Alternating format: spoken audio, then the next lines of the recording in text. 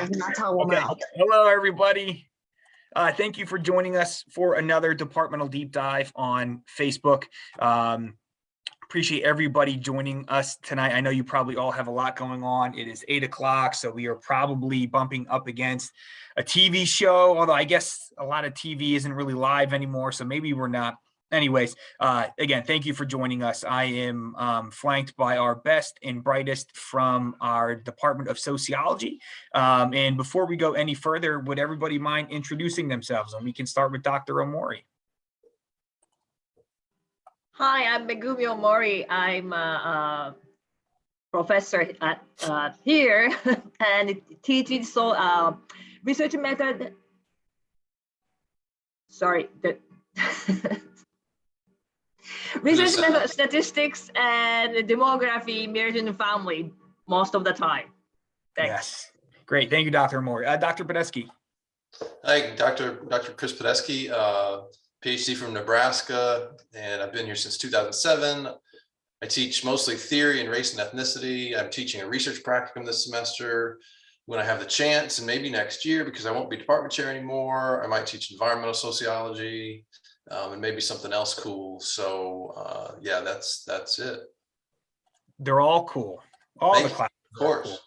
Cool. They're all cool. Great. Thanks, Dr. Podesky. Dr. Lang. My name is Brandon Lang. I've been at BU since '06, and I teach a variety of classes. I teach social problems most semesters. I teach medical sociology, the sociology of gender, urban and community sociology, and that's actually what my training is in, community sociology and social change. Great. And I actually had the pleasure of having all three of you in class.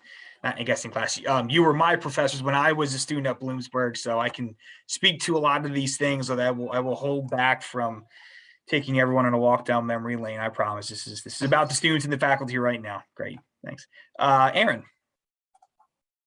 Hi, my name is Aaron Boyban. I am a senior sociology major at Bloomsburg, and I also have a music minor.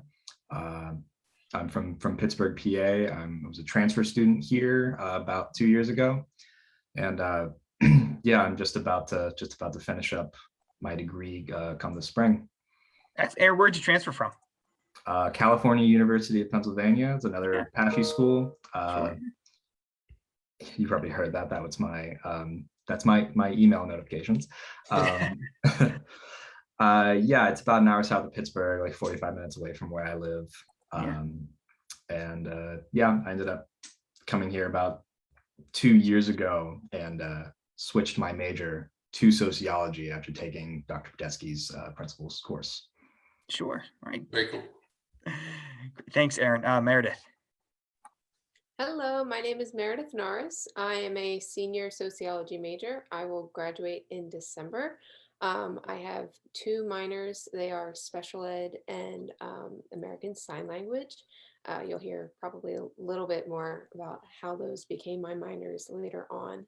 I am from Chester County, a small town called Atglen. I'll be surprised if any of you have heard of that. Yeah, I don't know that I ever have, to be honest. Yeah, that doesn't surprise me. Okay. Yeah, that's me. Great. Thank you, Meredith. And Sneha? Hi, my name is Sneha Patel. I'm a senior and I'm also graduating in December. I'm from Montgomery County, Pennsylvania, which is like right outside of Philly. And I major in criminal justice and sociology, and I have 2 minors in legal studies and history. So you are very busy. Yeah. 2 majors, 2 minors. Okay, good for you. Good for you. I admire that, man, but you're probably in the library quite a bit. Great, yeah. Thank you. And Rebecca. Hi, I'm Rebecca Lewandowski. I also just realized that I spelled my name wrong on Zoom. I don't know how I did that, but I'm a senior. I don't know how to fix it, and I'm not worried about it right now. Okay. But I'm a senior at Bloomsburg, graduating in May, and my majors are criminal justice and sociology, and I'm attempting to pick up a minor in gender studies. And I'm from Luzerne County, so probably about like 40-ish minutes away from Bloomsburg. All right, great. Great. Thank you, Rebecca. And I'm Tom. I'll be hosting the event tonight. This event should take probably around 30 or 40 minutes. We're going to start with a quick presentation. And then after the presentation, we are going to open it up to a panel. If anybody has any questions, please feel free to type it onto the Facebook post and I will relay it to the group. But with that, I will go ahead and turn it over to Drs. Podesky, Lang, and Omori. Okay, give me a second. I've been doing this a long time, but I'm bad at Zoom still. No, that's okay. Gotta share this. Did I succeed? We did succeed, yes. Now I want to make it full screen. Did I succeed? Yes, you did. Yes. My name is fixed now. All right, so yeah, here we go. I'm just gonna, Dr. Omori and Dr. Lang and I'll just go through some basic stuff about the major and what our students do after they leave and stuff like that. What you got here is just an overview of the courses that are required. Everybody takes these 4 required courses: principles, which is our intro class, then a research methods class, a stats class, and a theory class. And then you go on and you take, your choice of elective after that. And we're a small group, and so sometimes some of these aren't offered as often as we like, but this is a smattering of what we are able to offer over the years. And you get to, as a sociology major, you get to choose the courses you're most interested in. And from semester to semester, there's usually a different senior seminar being offered. For example, Dr. Lang is offering medical sociology in the spring. In recent semesters, the senior seminar has been music. What's another senior seminar topic, Megumi or Brandon? Sports. Sports, yeah. Okay, so I hate to say this, but it comes to mind, like, I feel so lucky to teach what I teach, because it's about the human condition. It's about looking carefully at what happens in the world and why it happens from a unique perspective. So our classes sort of like lend themselves to student involvement, and they enjoy the topics. And frankly, I'm lucky because I get to be fascinated every class period. And it's because of topics like the topics you see on the screen. Okay. Everybody, yeah. Sorry to interject there. So all the major or all the course topics, they have the term sociology in it. And I know for a lot of our prospective students who are out there, or parents or supporters, they might not have any experience with sociology. I know I didn't before I started at Bloomsburg. Like, I had never taken a sociology class in high school. Right. Could you just give everyone a quick explanation of what that word actually means?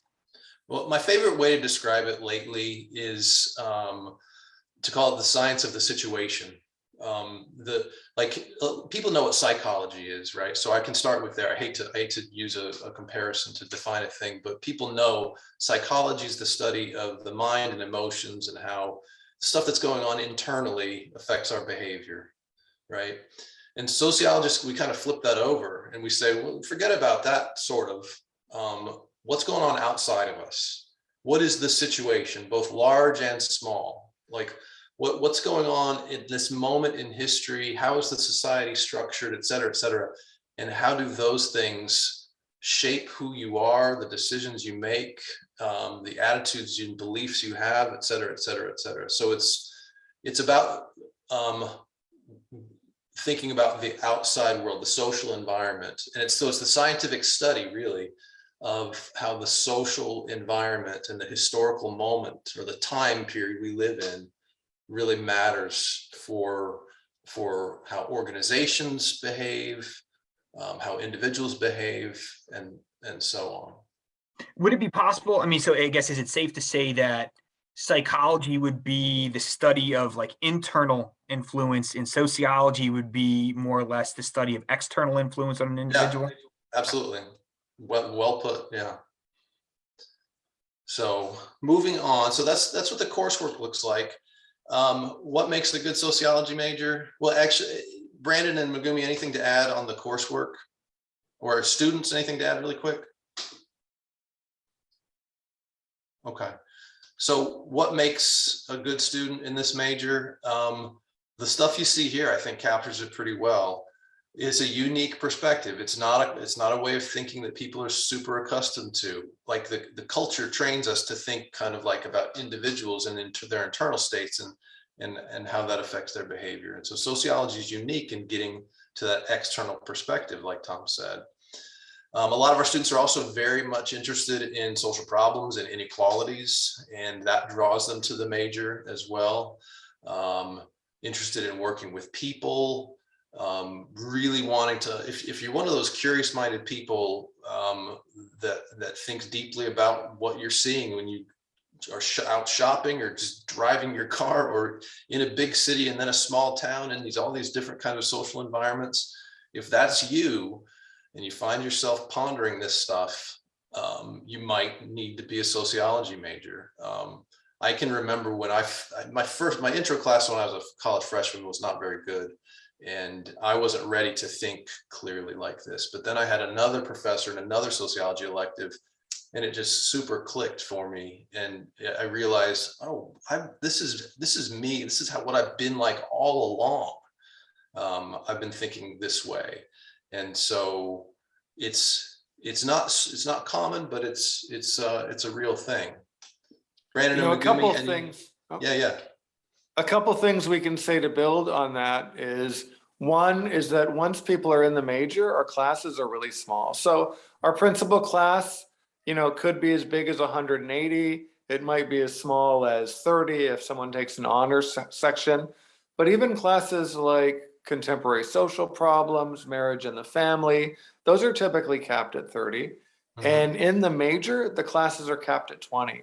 So when people take classes like the sociology of gender, take microsociology, they're really able to do so in a small environment that's really conducive to discussion, really conducive to going beyond the textbook and exploring the information fully. Yeah, one thing that I wanted to say to build on what you were saying is that everyone obviously observes things every day. People observe things when they're driving. People observe things when they're walking down the street. What sociology does is it gives people the analytical tools and framework to make sense of things, to make sense of why someone might be wearing a Confederate flag belt buckle, to make sense of why a really rich person might be driving an over-the-top car like a Maserati. There are theoretical explanations for all of this that's tied in with research, that's tied in with classes, and can really expand people's insights and understandings really to concerning people's social behaviors and a lot of the decisions that they make. That's perfect, Brandon. Thank you. I love that. Really made it richer and more concrete. And honestly, while we're on this slide too, I know, so my on-ramp to sociology was I took an elective in sociology when I was at Bloomsburg, and I took the class, and I remember thinking, oh, like this is what sociology is. Gotcha. It's like, oh, this is, and Dr. Podesky, you had mentioned this, like you had been thinking about this all the time. You had been asking these questions and later found out that there was a discipline devoted to studying this. And that's exactly how it came to me too. It's like, oh, so this is what this is. Gotcha. And it's a perfect example of that. Nice. I know we want to get to the student panel really soon, but I want to also throw in a plug for Bloomsburg overall. It's not Penn State, right? And that goes along with what Dr. Lang was saying about these class sizes. I know all four of these students well. I know them so well that Rebecca is super comfortable being mean to me and making fun of me every class period I see her, right? It's that kind of place, right? So if you're looking at somewhere like Temple or Penn State, just know that you might end up lost. Like I like to talk about my nephews. They went to a really good school that will remain nameless. And it's not Penn State. They went to a really good school, but like when they were graduating, they had trouble finding letters of recommendation, right? It's a thing that doesn't happen here. Okay. it also forces you to get to know the same group of people. So we're all forced to be friends. And now we all hang out outside of class. Well, we all know propinquity is a major force in friendship, right? Sociologists can also ruin things, right? We can like love at first sight. No, that didn't really exist. You know, there's plenty of people you're compatible with. It's about who was around. So yeah, there's that. Other aspects of the major, everybody does that we like to think that capstone thing is a high impact experience where you do a research project in a class, or do an internship. There's projects in the upper level classes where you get hands-on experience at things, like in Dr. Amori's demography class right now, they're doing real work, right, Megumi? Yes, each student need to examine like mortality, fertility, and migration for the state of their interest. So that's a unique project they have to do. Yeah. So they do original work looking at this demographic information about different states.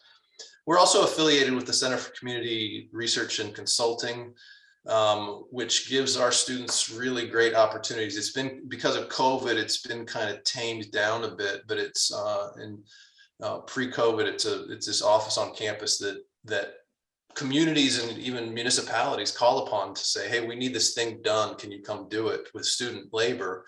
And it's a great opportunity for faculty to get some research done and for students to get a real hands-on experience there. We did a parking study for the town of Bloomsburg in 2015, which was, you know, me and another faculty member ran it, but the students were right there with us every step of the way, like quite a big group of students.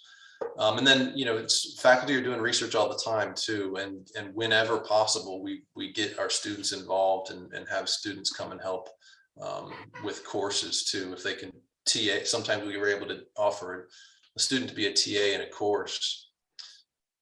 I've just got listed here some typical career paths that a lot of our majors take, and Megumi and Brandon, feel free to chime in on things that I might have left out. It's kind of a big list. What you might notice here is it's a wide array of things, right?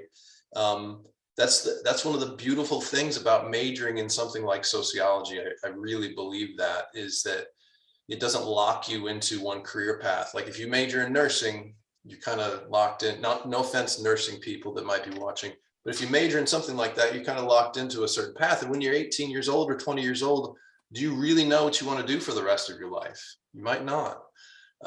And so it's sociology or philosophy or English or history. There are these great majors where the students get good jobs in a variety of settings after they graduate, because organizations and companies are just looking for smart people that work hard and have initiative, right? Well, and Chris, one thing that sets sociology apart from other disciplines is that students are graduating with data analysis skills. Mm-hmm. They're graduating with a theory class. They have a whole host of different classes relating to different forms of inequality that they can draw from. So, I mean, really, a sociology degree is amazingly versatile and can take people in really any direction they want.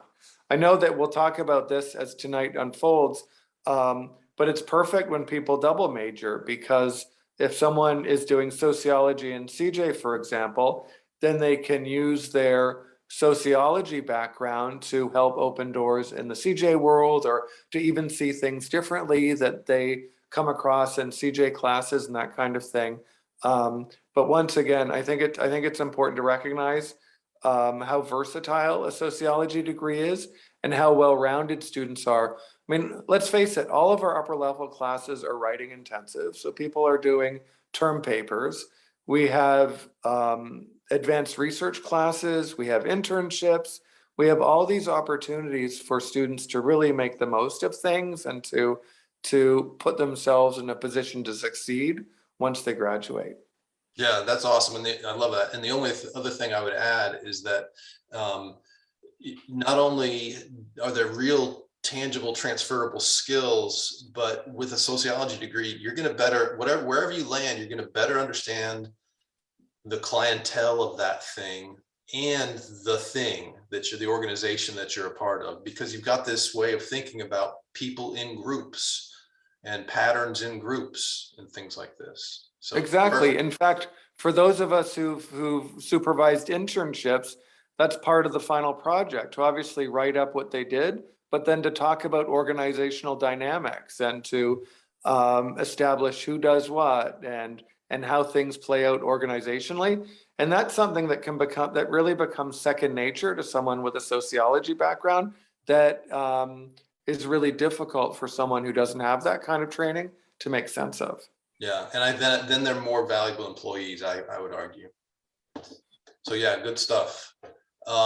Here's so those are some career paths. Here's some in the last 10 years or so, some places our students have gone for graduate programs.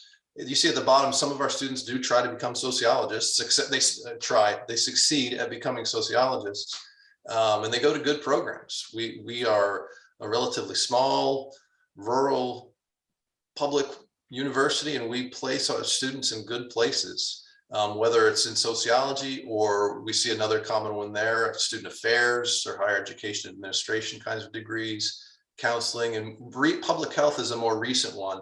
And that's what started before the pandemic.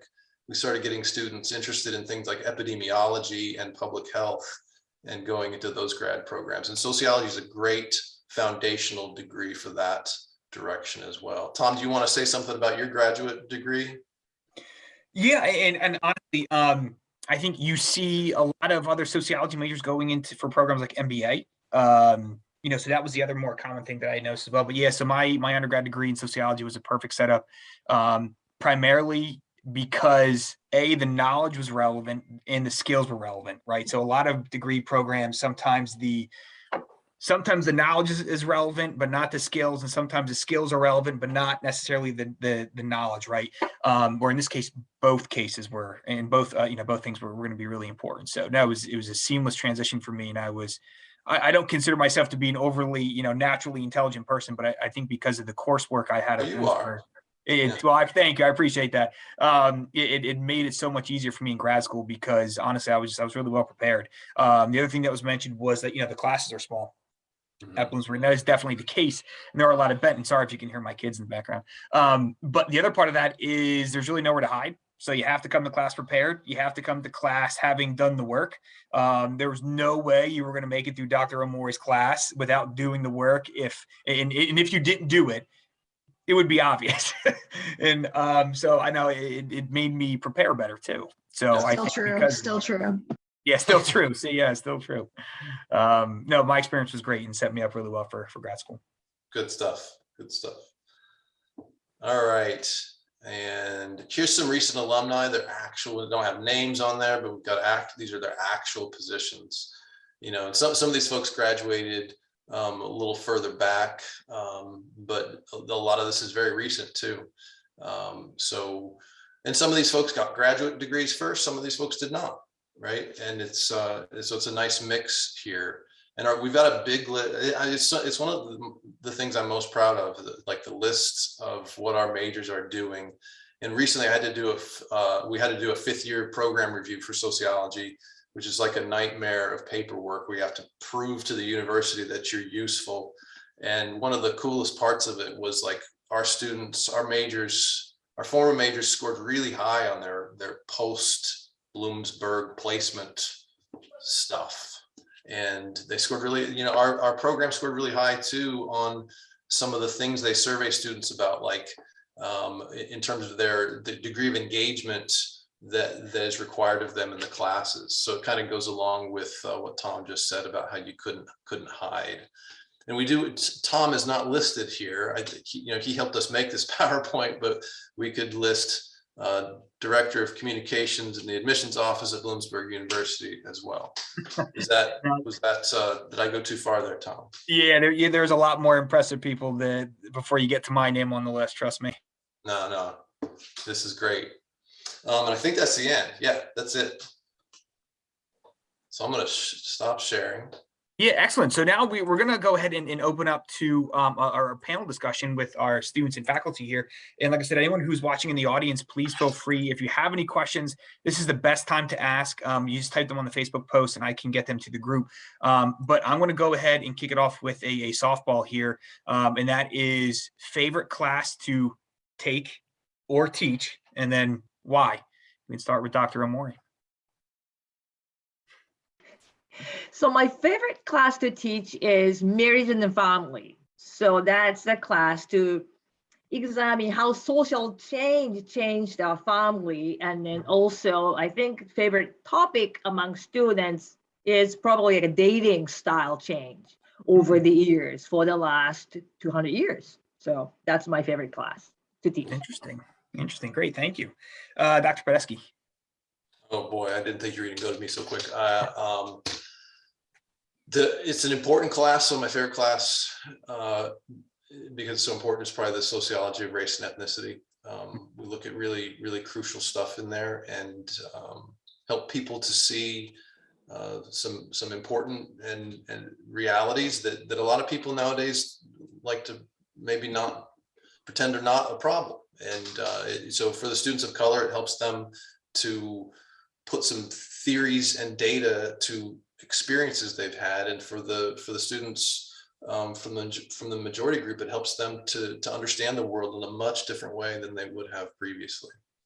Yeah, the one thing I always liked about sociology is perspective, right? Like I was always a big picture person, right? So like, I guess that might have been one thing I should have said on the what makes a good student. If you are a person who likes to see the big picture and not necessarily only pay attention to minor interactions or like individual interactions, I think sociology is a good fit in a class like race and ethnicity is something where that's basically what you're going to do throughout the course of the semester. Yeah. Aaron. I've taken multiple classes from each professor here, so I'm gonna. So this is a tough question for you to answer. I'm gonna pick one. Answer from very each, carefully. I'm gonna pick one from each person. I won't be offended. You don't have to pick my class. Well, classes I've taken with Dr. Podesky, actually the one that he just mentioned, race and ethnicity, has been one of my favorite classes that I've taken. With him. It's very, I guess you could say, eye-opening, and it gets you to, like you said, the big picture. The big picture is basically that is sociology. Learning about how one's background can affect their life, and different institutional barriers in the way of certain people is very useful to learn. It's certainly like it's like a good citizenship sort of class, that Good work. Yeah, is kind of one way to think about it. For Dr. Omori, marriage and family, like she already mentioned, learning about how relationships and people view relationships has changed over time is really, really interesting. And you can kind of like, I don't know, thinking about like one's own relationship experience and how different that would have been like, 30, 40, 50 years ago, 100 years ago, is just, yeah, is really interesting. And for Dr. Lang, I really liked medical sociology. Was probably one of my favorites that I've taken with him. Like we like Bloomsburg is right by the Geisinger Medical Center, Geisinger Hospital, and just learning little bits about like how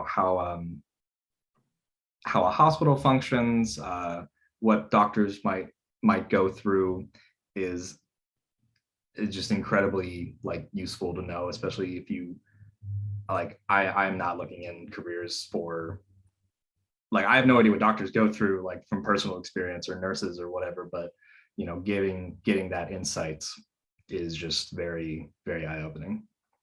Sure. Great. Thank you, Aaron. Meredith. So I actually had two of the same classes that Aaron mentioned. Marriage and family and medical sociology were two of my favorites as well. So again, pretty much for the same reasons, actually, knowing that my relationships, decades before, like later, Mhm. would have been so different than they are now. Especially as a woman, you know, that would have been such a different experience. And so it kind of makes me think of like, I'm privileged now, you know, living today than I would have been back then. And so it kind of changes my perspective in that way. And so it's kind of cool to learn about that. And then like Dr. Mori mentioned, just learning the history of dating is kind of neat to see, as like I'm in that I'm in that now. So it's just neat to see how that can play a role. And that kind of like plays in the back of your mind. Sure. And then for the medical sociology, I just enjoyed that class because my sister's a nurse. And so I kind of just thought about what she might be going through as a nurse. And so like, as I was taking that course, I would be like texting her different things.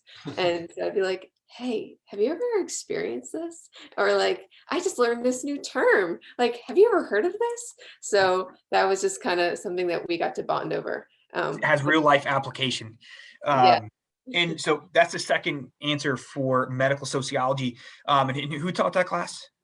Dr. Lang. Dr. Lang. So what are some, can you give an example of what someone might be learning about in medical sociology? Like a specific example, like, are you teaching that class this semester? Next semester, I'm on sabbatical now. Oh, okay. So one thing that I spend time on, and this ties in with my own research at Geisinger, is how little the training has changed in the last 30 or 40 years, and how incompatible it is today with today's learners. So residents, for example, at Geisinger, they're still working 80 hours a week. They're basically spending from 5 or 6 in the morning to 5 or 6 at night, 6 days a week at the hospital. They only get 3 weeks off all year. They're constantly evaluated by their preceptors. It really is a miserable time for them. And things don't necessarily get better once they become attending physicians. So that's actually a big focus in the class, talking about how stressed and even burnt out a lot of medical professionals are. We also look at healthcare from a sociological perspective and talk about the profit motives that insurance companies have, the profit motives that a lot of hospitals have, and even talk about our own experiences of having to deal with red tape with insurance companies and being denied, treatment, or having to get a procedure pre-approved. Right. So one thing I try to remind them is that medicine is a business in this country. And then, of course, we're able to compare that with healthcare in other countries and get a sense for how it plays out in Germany or Canada. And it's really interesting to see that even though the United States has the highest per capita expenditures for healthcare, that doesn't necessarily translate into higher life expectancy or higher overall health. In fact, that also ties in with race, because the racial disparities regarding healthcare are so obvious in this country that the United States still has one of the leading rates for infant mortality deaths, for example, for maternal mortality, things that really shouldn't be happening with all of the high-tech equipment we have. But yeah, it really is an interesting class to basically look at healthcare critically. And obviously there's a lot of things that are done right and done well, but there are a lot of things that could be improved on as well. Sure. And that's something a lot of people haven't necessarily challenged that. Or like we also talk about the pharmaceutical industry. That's one of the highest grossing sectors of the economy. And a lot of people just take that for granted without necessarily recognizing the ins and outs of that huge, sector of the economy. Sure. Yeah. Geez, extremely interesting. That's just those topics you cover right there. I feel like you could do an entire semester on, right? There's that much to it. Great. Thank you. Yeah. Sneha. So actually my favorite class was social stratification Stratification taught by Dr. Oh. Armstrong. Yeah. Yeah. Yeah, one of our faculty Yeah, members who's not here tonight. Yes. I really enjoyed the reading that we had. A lot of the readings that Dr. Armstrong had were like stuff that like actually happened, that were written about people, and even like memoirs. Sure. Yes, you're getting my name correctly. Okay. Sorry. And I don't know, it's just like whenever I go out in public, like I feel like I learned a lot because my gears start turning in my head, and I'm just Yep. like, oh, they're doing this because they're part of like this class or just something like that. Yeah, so when you say stratification, can you explain to everybody what that might be? Because that was a term that I didn't know until I got into the sociology major. Yeah, so well, basically this class was taught about the different classes, like the class structure. So we mainly focused on the working class and then like the wealthy class. Sure. Yeah. Yeah. Excellent. And I think that it's predominantly how and why people enter into a certain class and how they stay there, how they, climb out, and a lot of the social structures that are in place for better or for worse, for class movement. Is that accurate? Yeah, and like the challenges of being part of the class or even trying to get out of it. Sure. Yeah. Yeah, I remember that. Yeah. One of the interesting things about American culture is the story we tell ourselves is that anybody can do anything. Right. But the realities of the data about social mobility is that it's very limited. For the people that have the resources to people at the top have the resources to stay there and make sure their kids stay there, and people that are at the bottom are have real obstacles for moving out of that position. And so that's another thing sociology frequently does is we help people to we'll ask questions. We don't turn away from the hard questions. And sometimes people then don't like what we say because like, hey, the story we're telling about ourselves is actually false, right? But it's illuminating, and it can like Sneha, maybe you could, and I think others of you probably had that class with Dr. Armstrong. Not only is it illuminating, but then it might also be practically useful, right? Would you say that, like in terms of you being able to think more clearly about how can I make sure I myself am going to be upwardly mobile or whatever? Yeah, exactly. It also gave in a lot of the readings, it gave us a lot of different reasons as to why or how to reach upward mobility, like the different kinds of capital and stuff like that. Like from the smallest things, like the sports you play to like what schools you go to, just like everything. Yeah, I remember that class vividly. It was I love that class. That's one of my favorites too. Yeah, great answer. Rebecca. Did we skip over Dr. Lang and his favorite class to teach? No, he's next. Okay. So my favorite class, I'm going to switch it up. I did like race and ethnicity because I really liked the Takagi readings. I actually kept the book because I liked them so much. Mm-hmm. But mine is sociology of music. I loved that class. I took it assuming that I don't know why I thought we were going to learn about instruments. And I was like, I don't think I'm going to like this. And then I took it and it was online. This was like during COVID. So I didn't know if I was going to like it or not because it was online, but Dr. Lang made it super fun. I really, really enjoyed it. And my favorite part of the class was actually writing the research paper at the end, or like the term paper or whatever. That was really fun. What was your research topic? The influence of TikTok on the music industry. Oh, that's interesting. And I think it's really relevant now. Like, I think it's a really relevant topic. I hear people talking about it. I'm like, I wrote a paper on that. That is extremely interesting. Yes, I know. Like, there's a lot of these songs that wind up on as TikTok phenomenon that came out, like 7 years ago. But people think, oh, no, I just came out today. Like, no, it's just it hit the circle or the cycle again, and now it's becoming popular again, and it's helped like opening people up to different kinds of music. And that's a really, really interesting. I actually would like to read that. That's really, really good. To build on this for 1 second, Rebecca's paper was so good that I encouraged her to present it at a conference. And it was digital because of COVID, but she was able to do what a lot of sociology majors do. And that is present research at a conference, get funding from the university, and get the professional socialization of experiencing that whole thing and networking. And of course, if it wasn't remote, we'd go to a different city. But that's something that I meant to chime in earlier to say a few words about. Typically, as a department, we take 10 or 12 students a year to a regional sociology conference that's fully funded by the university. So in the spring, we're going to Philadelphia.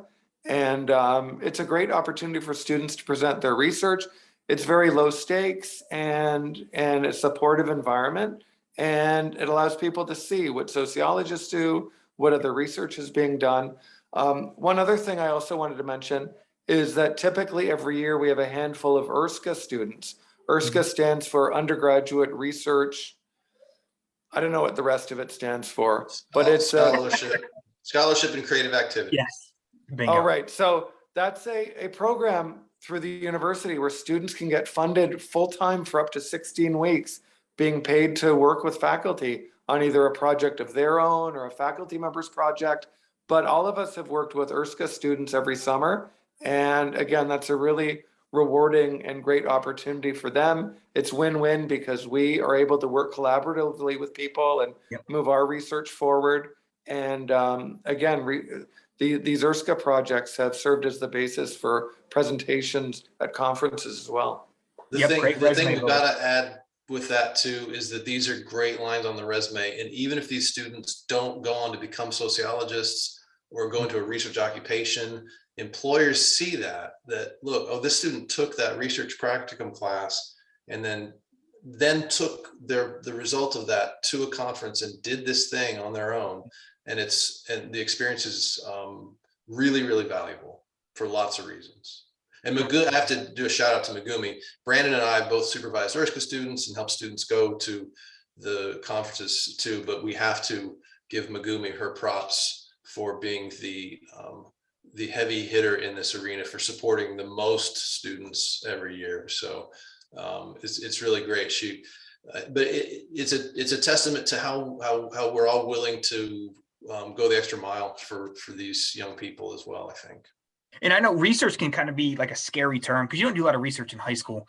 So I did not know anything about research when I started. I remember being kind of intimidated when I got to the research course. And then, this is where it goes back to, the faculty advisors and small class sizes is like, they were literally able to like hold my hand throughout the course of the process till I got comfortable enough. Like, oh, all right, so this is how I do it. Like once I built up the muscle memory of how to conduct the research, then it got a lot easier. But man, like that initial onboarding process took me a while to get, to get used to. So if you're a prospective student saying, man, research is kind of scary, this is not something I have a ton of familiarity with, this is a good program to learn about that.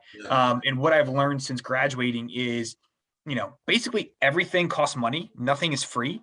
And assessment is so important. I remember Dr. Amori saying a lot of these things back in class. And really what organizations want to know is, are we spending our money wisely? Are we spending our human capital wisely?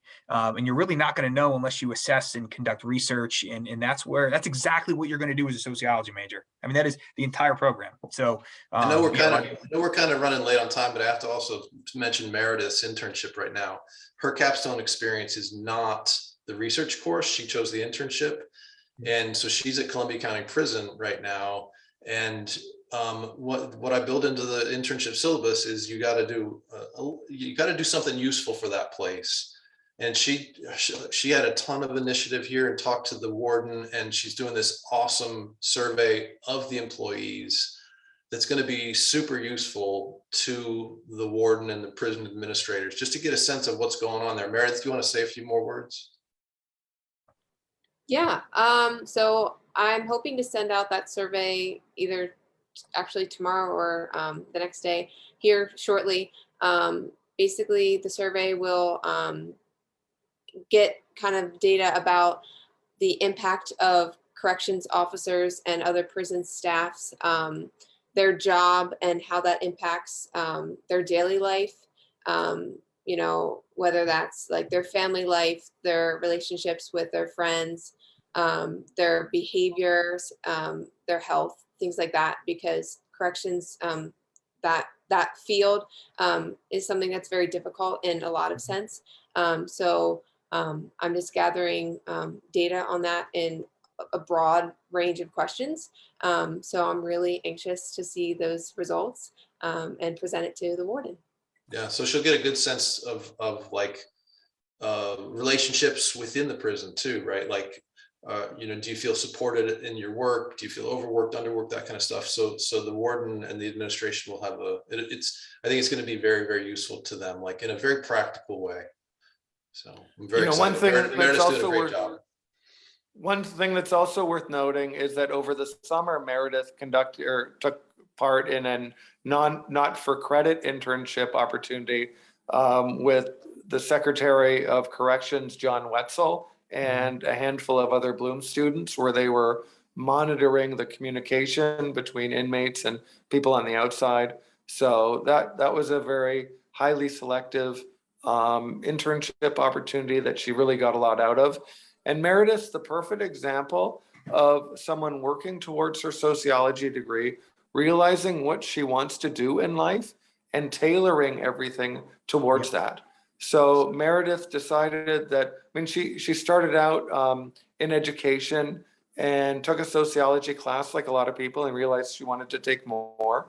But now she's at a point in the tail end of her college career where she realized that she wants to work in the field of corrections. She wants to work in a prison setting or in an administrative setting that works with at-risk populations. So she was able to establish the internship with the county prison. She was able to do other work. And the whole point I'm driving home is that she's making these connections. She's getting to know people who can write letters for her. And that's going to result in her getting a job instantly and being able to use that experience to hit the ground running and make an impact right away.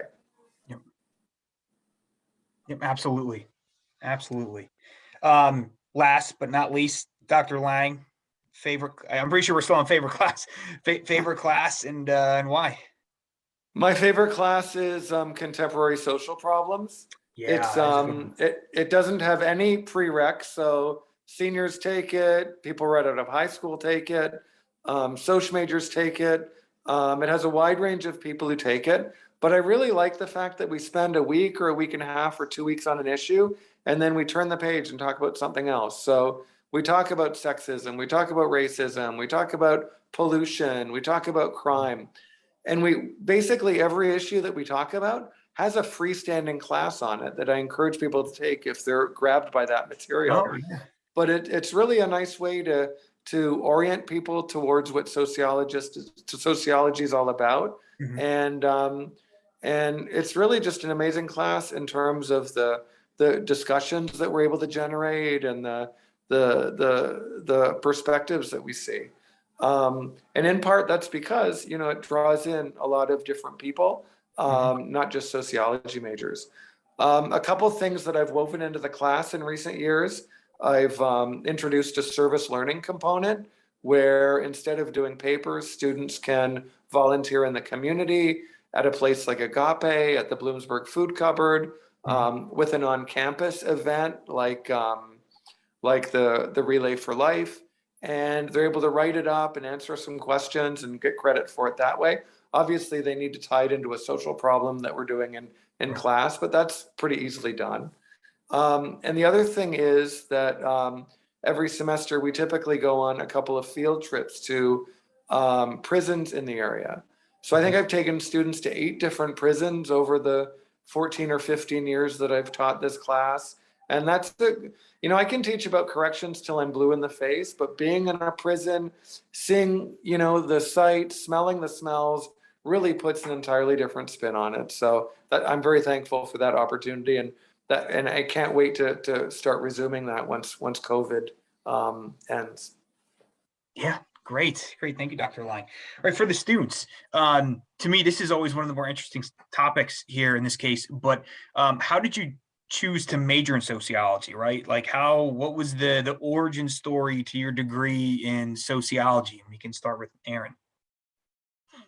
I sort of mentioned this briefly earlier. I transferred from Cal U, another Apache school, and I was initially interested in the music program here, specifically the audio recording program at Bloomsburg.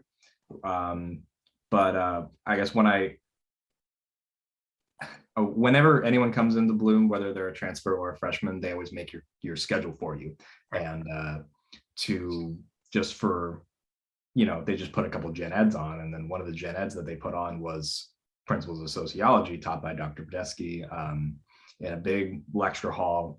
And I guess as I was taking the course, I was like, wow, this is actually something I would have a much, better time studying. I knew a little bit about sociology before, but not a whole lot. My grandmother was a researcher. Oh, okay. Yeah, and I guess after taking that, learning how to think about the world in a different way and the big picture just sounded so appealing. So I switched my major a couple weeks in. Yeah, that was basically how I got into it too. I took principles with Dr. Podesky. It's like, oh my gosh, this is the stuff I love to talk about. I didn't know this was a thing. And Tom, you always ask such great questions. I remember that. It's been a long time, but I do remember. I'd love to have you in class because of all the great questions you would ask. Yeah.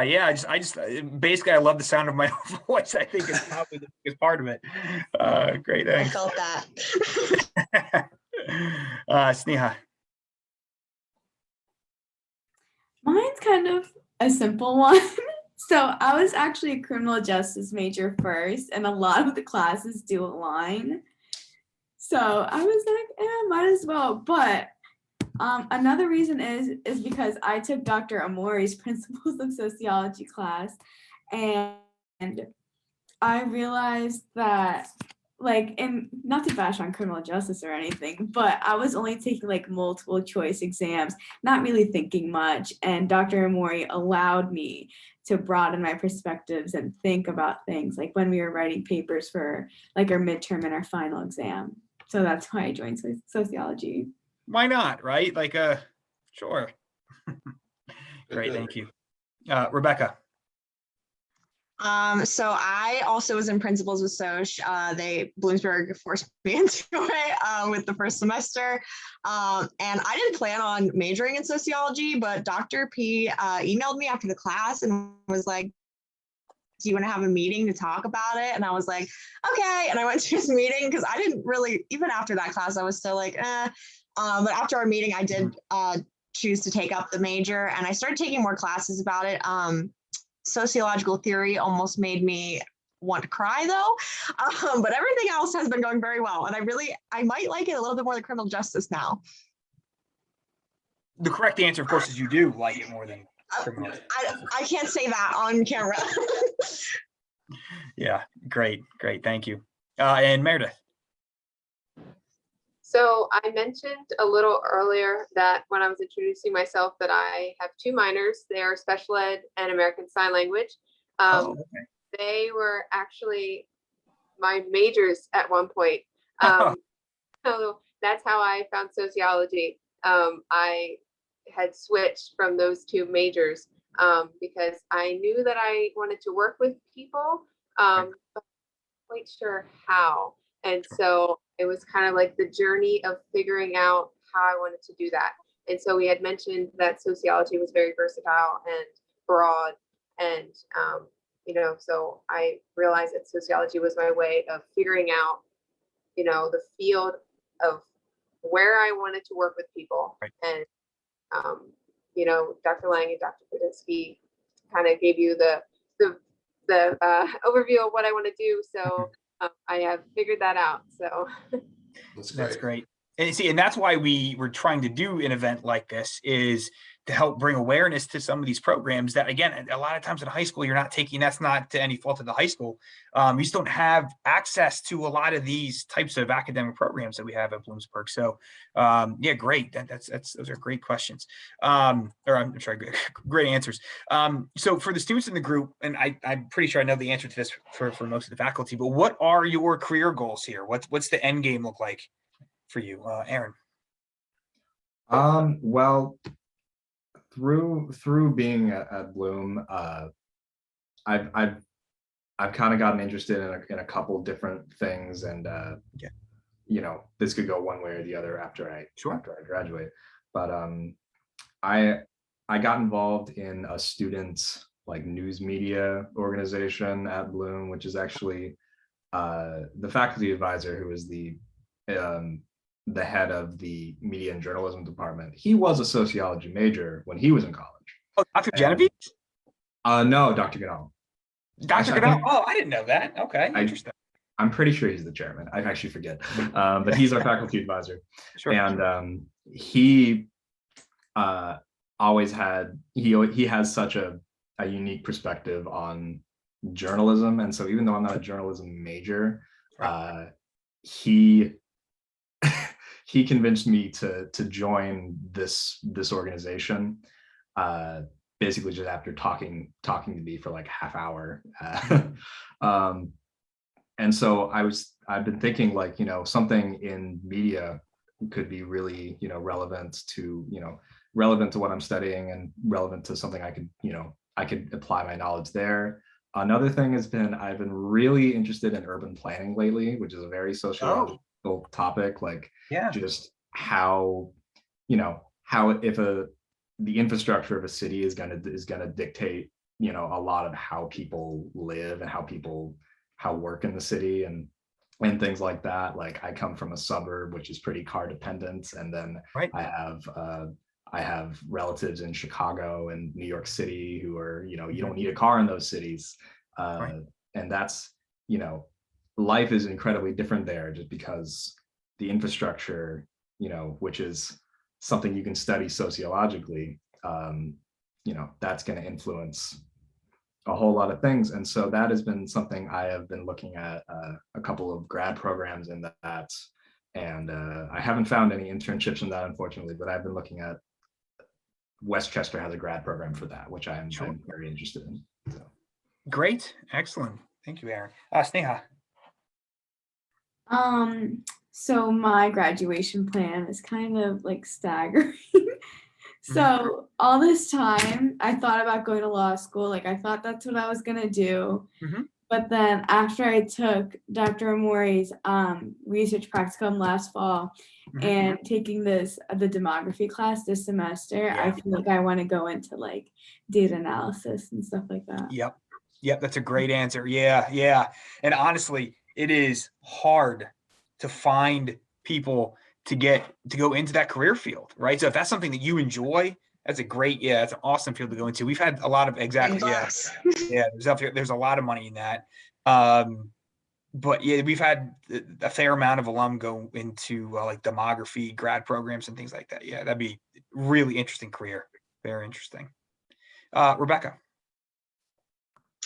I just realized that I didn't even answer this question. So I don't really know what I want to do in my future. I'm kind of interested. I know this isn't sociology related, but like, I've taken a death investigation class, and I think I want to do something with like criminal profiling or like death investigation just itself. I eventually want to go to grad school, but I need a break from school after I graduate. I just need to take like just a year or two. I need a break. But yeah, I definitely want to go into something like that. Unfortunately, not sociology related, but. No, that's okay. Don't worry about that. We just want you all to find your path, and so that's fantastic. Yep, absolutely. And Meredith. So I am actively applying to corrections counseling positions at corrections institutions in Pennsylvania. Great. And is you're a senior right now, I'm assuming? Yes. So I'll graduate in December. Okay, awesome. Well, great. Tom, if I could just chime in for a second. Yeah. Just so everyone at home gets a sense for this, criminal justice and criminology are both outgrowths of sociology. So they both started and emerged within our discipline, and then just got so big that they essentially just broke off and became their own entities. But when you think of criminal justice, it really is the sociology of crime. It's just become big enough that they're able to package it as their own independent thing. And I'm sure if we were to ask people on the panel, they would say that there's a lot of overlap and a lot of similarities between the social classes that they take and the criminal justice classes that they take. So when Rebecca says something like it's not sociology related, it's totally sociology related. I mean, technically everything is sociology related. Yeah. No, I mean, if it deals with people and human organization, then of course it is. But that's almost one thing that I feel strongly about mentioning, just this idea that, CJ is really sociology. And just, a lot of people don't know enough about the origins of it to look back at a time when they were more linked. Yeah, CJ does have some applied classes like the death investigation, but then Brandon's Amazing absolutely class. right. Yeah, the academic classes are it's the sociology of crime. He's absolutely right. Yeah, I think even classes like race and ethnicity and contemporary social problems can go into like prison rates and things like that. So criminal justice can go hand in hand. It's part of the extended universe of sociology, I guess, if you were to put it like in an Avengers term or something.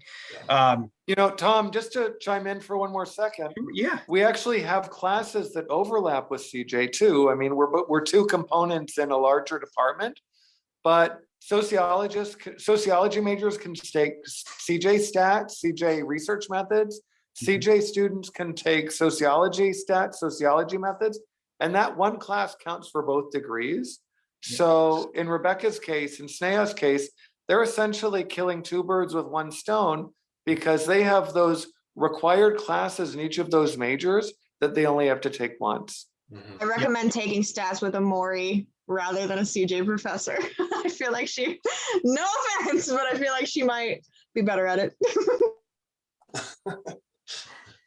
I hope we can count on Rebecca for the bold statements in and out of class. I mean, she works with data. I think she would do it well. I didn't have her as my professor, unfortunately, but I wish I did. Rebecca, I'm concerned that you're a little too bashful. You're really going to have to kind of come out a little bit, once you graduate and, you start working, to be a little less bashful. So final question for the night, and this is going to be difficult, but your favorite sociological topic in but a few words. Okay. Dr. Omori. You said a few words? In a few words. Inequality. Inequality. Okay. Inequality. That was just one. That was good. Dr. Podesky. Oh God, I'm not good at few words. They know this. I love it when sociology illuminates how structures and situations and processes cause something to happen, and it didn't matter who the people or the individuals were. It really shows where the power of the social structure to shape lives. Those are my favorite lessons, when I help them to see those things. That they, it's a sad but powerful lesson that in some cases, in some situations, we are like one of those things that come in with the tide. I say this all the time in the race and ethnicity class. They sting you. Oh, jellyfish. Yes, in some ways we're like jellyfish, and we're not super in control of our destinies, right? And it's forces beyond us that are the things that matter. And I failed. That was not few words. I'm sorry. Okay. We were exploring the upper limits of a couple words. Yeah. Thank you, Aaron. I'm realizing I'm not great at few words either, but I guess just honestly, because I've been on a kick of this on this lately. I already mentioned like urban planning, but I guess just like cities and communities and just how those function and interact. How do people live in a community, and how does that community like interact with the outside world, which I guess is really vague, but I think in general, just like, interpersonal relations on a larger scale is probably my favorite topic, because there's so much you can kind of explain, which is like, how do people act? How does someone live in a community? How does someone advocate for that community? How does someone not live in a community as well?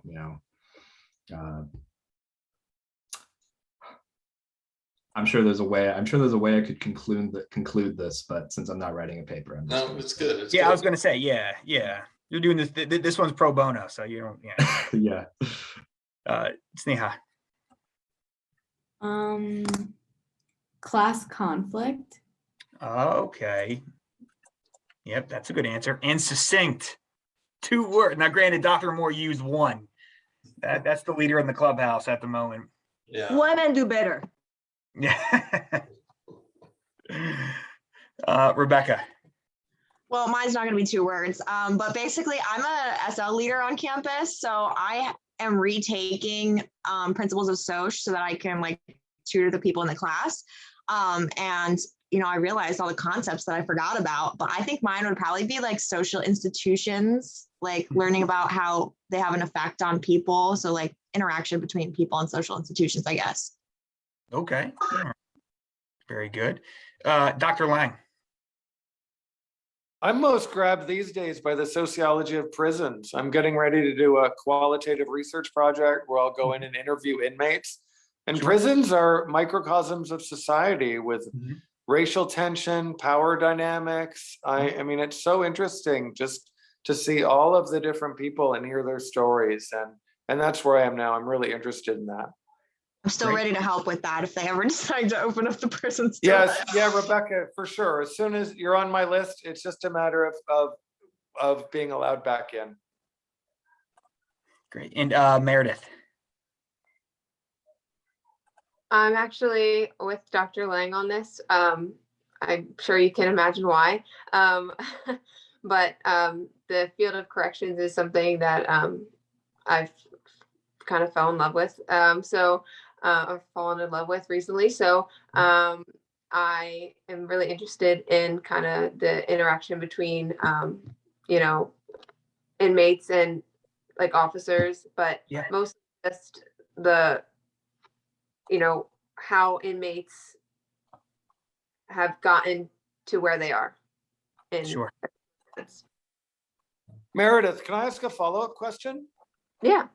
So do the people that you work with, do they like treat you like one of them, or like, have you had to deal with have you had unusual interactions with inmates? Like, how does that all play out since you're in the kind of environment that a lot of people really don't have access to? So I definitely, I'm with inmates, passing by, like, just like normal. I get treated, I'm not an officer, obviously. So inmates have to respect me just like they would an officer. But they can't, I'm protected, like the officers protect me. I'm not allowed to be alone, like walking in the hallways, stuff like that. Because again, I'm not an officer, so there's security. So